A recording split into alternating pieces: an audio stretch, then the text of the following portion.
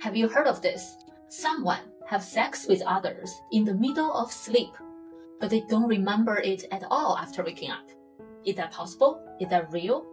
Well, this could be real, and it's a type of sleep disorder called sexsomnia. So there are some interesting news about this. In Sweden, a 26-year-old man was accused to rape someone in the middle of the night, and he was sentenced for 2 years in the prison. But then a sleep expert evaluated him and decided he actually could be diagnosed as sexsomnia because his previous partners reported similar behaviors of him in the past. Then he was let go, free of charge. In America, a mid-aged woman, 42 years old, often several hours into sleep, she starts talking dirty talks and touching herself, touching her husband, and often the husband ended up having sex with her. But when she woke up, she did not remember anything. Sometimes she even blamed the husband to be too aggressive and force her into sex. They argued a lot about this, and the husband felt really frustrated. So these cases, they're all diagnosed as sexsomnia. It's actually a clinical sleep disorder. It's part of and belongs to non-REM parasomnia category. It means this kind of sleep disorder happens in our deep sleep, but not when we dream.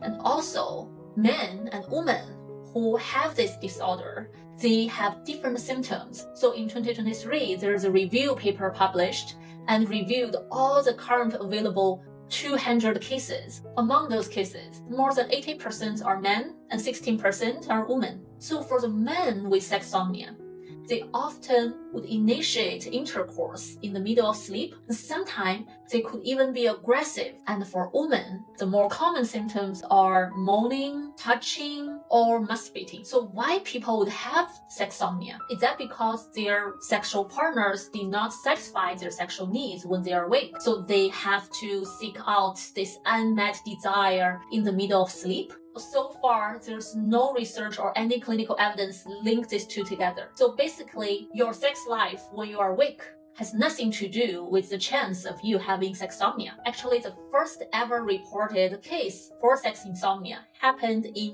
1986 in Singapore. So that couple, they said they have really good and regular satisfying sex. But no matter how many sex they have right before sleep, the husband often would start masturbating in the middle of sleep, and he did not remember anything after waking up. And that really frustrated the wife. And you can imagine how this kind of symptom can really stress out a relationship. So in 2010, there was a research targeting this population and found people with sexsomnia, they did rate much lower on sexual satisfaction and relationship satisfaction than other people who do not have these symptoms. Is sexsomnia linked to early childhood trauma? Again, there's no evidence for that because a lot of such cases, they don't report any sexual traumas or early childhood trauma. But what sleep doctors do know is if you have some other type of sleep disorder, especially some other type of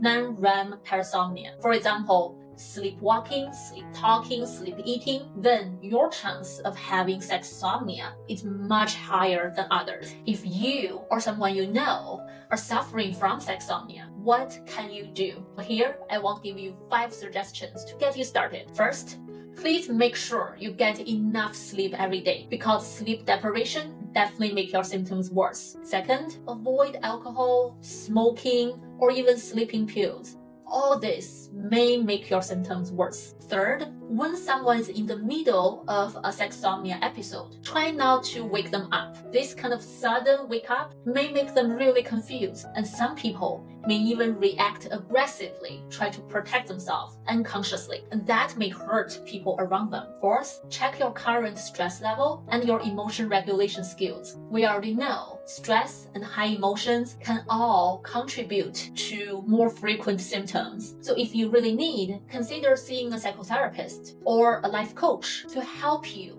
learn how to cope with the current stress. If you can reduce the stress and regulate your emotions better, that definitely can help you ease the symptoms. 5, please seek out professional help.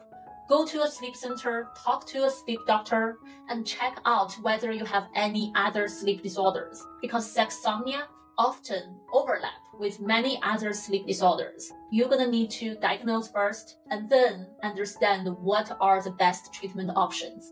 There are some medication intervention options available for sexsomnia. And when you talk to a doctor, they will help you, guide you through the literature and what are the options you can consider. So have you ever encountered sexsomnia yourself? What do you think about it? Welcome to leave a message down below. Let me know. I'm Dr. Yishan. I will publish a lot of videos on this channel talking about sleep science and sexual health. If you like my channel, please consider subscribe and like. If you have insomnia, I also have a CBTI insomnia course. Okay, thank you for watching and listening. I will see you next time. Bye.